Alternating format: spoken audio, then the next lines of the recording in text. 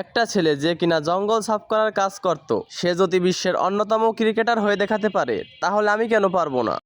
একজন চাওয়ালা যদি দেশের প্রধানমন্ত্রী হতে পারে, তাহলে আমি কেন পারবো না? হাই স্কুলের বাস্কেটবল টিম থেকে বাদ দেওয়ার পর সে যদি দুনিয়ার বেস্ট বাস্কেটবল প্লেয়ার হতে পারে, তাহলে আমি কেন পারবো না?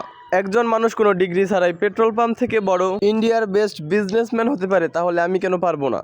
কিছু মানুষ কলেজে ব্যর্থ হওয়ার পর কলেজ টপারদের হায়ার করতে পারে, তাহলে আমি কেন পারবো না? একটা ছেলে যার গার্লফ্রেন্ড তার সঙ্গে ব্রেকআপ করে নেয় এবং তাকে সমস্ত সোশ্যাল সাইট থেকে ব্লক করে দেয়, কিন্তু সেই ছেলেটি দুনিয়ার সবচেয়ে বড় সোশ্যাল নেটওয়ার্ক সাইট ফেসবুকের মালিক হতে পারে, তাহলে আমি কেন পারবো না?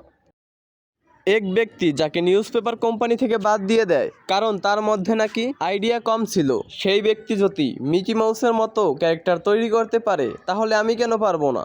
তোমাদের মধ্যে অ্যাচিভ করার ক্ষমতা আছে, যেটা তোমরা চাও, যার স্বপ্ন তোমরা দেখে এসছো, কিন্তু তোমরা সেই ক্ষমতা দেখাচ্ছ না কেন? নাথিং ইজ ইম্পসিবল, কোনো কিছুই অসম্ভব না, সব কিছুই করা সম্ভব। তোমাদের মধ্যে থাকা সেই নিভানো আগুনটাকে জ্বালাও। অলসতার বিছানা ছেড়ে উঠে এসো। আজকে তোমার এই অবস্থার পিছনে একজনই দায়ী, সেটা হলো তুমি। এখন যে অবস্থায় আছো সেটা তোমার অতীতের কর্মফল, কিন্তু কাল তুমি কোথায় পৌঁছাবে এটা তোমার আজকের কর্মফল হবে। এই বিষয়ে অ্যাপেল কোম্পানির প্রতিষ্ঠাতা স্টিভ জবস বলেছিলেন, রাতারাতি কেউ সফল হয়ে যায়নি, সব সাফল্য অনেক সময় নিয়ে আসে। আমার তরফ থেকে সবাইকে অল দ্য বেস্ট।